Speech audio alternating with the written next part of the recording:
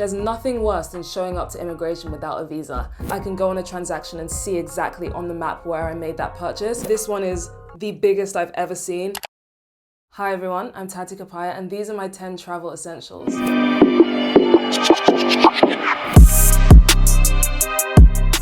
Number one is my iPad/laptop, great for planning. I am the type of extremely organized person to make a Google Drive the second we decide we're going on a trip, so that we'll have flight details, accommodation details, expenses, visas, anything you can think about from an organizational standpoint. It will be on a Google Drive, very accessible through an iPad. I always make sure to download some shows to watch, especially if it's a really short flight, because most of the time there won't be TVs on those flights, if you're like traveling within Europe, for example. And also I can do some work. I can edit short form content on here, I can read on here, make notes. It's just a very handy, portable alternative to a laptop, essentially.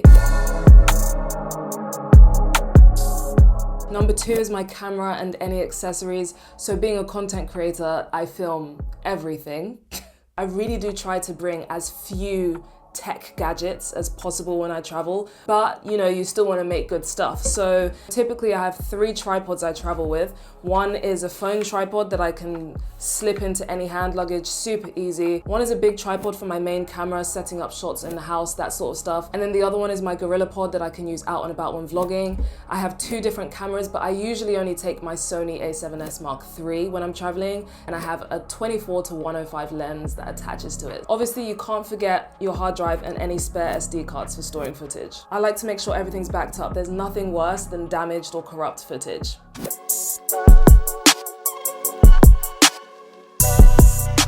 Number 3, packing cubes. I have a theory that these help me pack more, and I'm not sure how it works scientifically, but it does. That's all I have to say about that. They're just perfect. It helps me fit so much more into my suitcase. I don't even use all of the ones that came in the pack, but you can fit your shoes in one, divide your clothes up into different sections, use one for dirty clothes, like it's perfect. I love the organization. I'm a very light packer in general, and when I started using these, I found that I had even more space in my suitcase for some reason. So yeah, packing cubes are essential. Number 4 is a suitcase, which is extremely self-explanatory, but this suitcase is honestly outstanding. I've been using it for years now. Very hard case. It's from It Luggage. Perfect hand luggage size. I tend to travel with just hand luggage when I can get away with it. I once went away for 2 weeks and only took this suitcase. It's just great. You can tell I've used it a lot. I just really love it. The middle section has an expander so you can make it bigger and smaller. So yeah, hard shell, 4 wheels, can't go wrong. Number 5 is an extension cable and obviously an adapter if you need one. Not only does it save money on buying loads of different adapters, especially if you have loads of things to charge. If you're in a hotel and they've only got one plug socket on the other side of the room, at least now you can reach. And even if you just don't have that many plug sockets in a room, sometimes I'm charging 4 or 5 different things at once. So an extension cable comes in very handy. Sometimes I even bring 2 of them.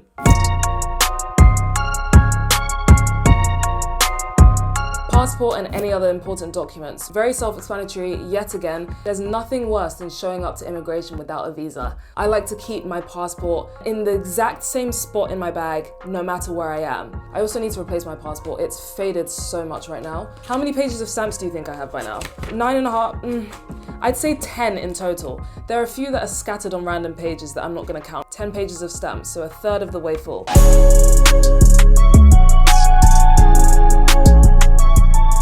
My SONY headphones. I think you can see by now that I am a big SONY fan, but these headphones are truly outstanding when it comes to noise cancellation. I am so impressed literally every time I put them on. So when I get on the plane and hit that button for noise cancellation, I'm always so shocked by how much noise it actually manages to cancel out, because you're on a loud plane. You can connect 2 devices at once, so I'll be on my iPad and my phone, and they're just great. They look great on as well. I just love it. Whilst I need my headphones to look good, I need them to be incredibly high quality as well. I want to hear and feel every beat of every song, and these probably have the best bass that I've ever felt in a headphone too. They have an app you can customize your listening profiles on, adjust everything to your liking. Really, really great. I love these.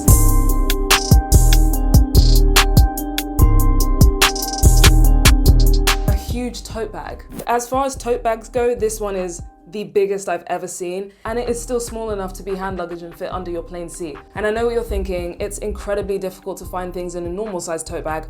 Why would I choose to have a large tote bag as hand luggage? Well, I also keep plenty of other bags inside where I compartmentalize all of my belongings. I feel like with a backpack, I'm not utilizing all the space that I'm being given. For example, my Uniqlo bag, I'll keep this right at the top of the tote bag. So in here, I'll keep my phone, my keys, my passport, anything I'll need to like keep taking in and out. I'll keep my liquids in a different bag. I'll keep my camera stuff in a different bag. So everything is organized within here just to make everything easy to find while still being able to make the most of the space that I'm being given.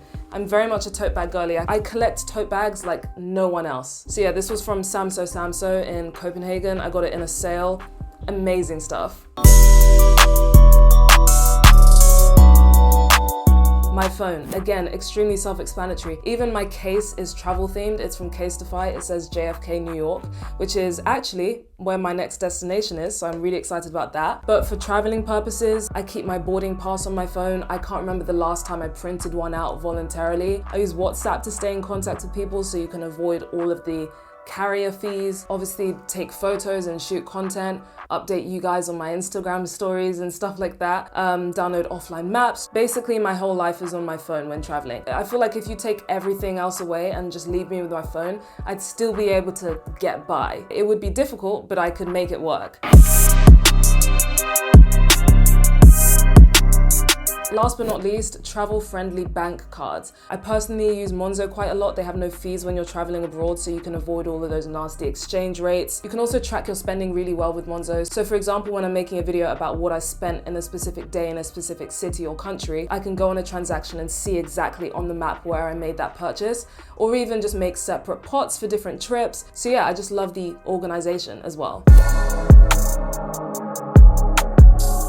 So those are my 10 travel essentials. Thank you very much for watching. And also in the comments, let me know what some of your travel essentials are. If you don't already, make sure to follow me on all my socials. Links will be in the description below. I have some amazing Italy content coming so soon, but stay very tuned for the travel film that is coming your way next week. I'm so excited. So yeah, thank you guys so much for watching. Hope you enjoyed. If you did, don't forget to like, comment, subscribe, turn notifications on so you don't miss any videos. I'm gonna go now, but I'll see you next time. So bye.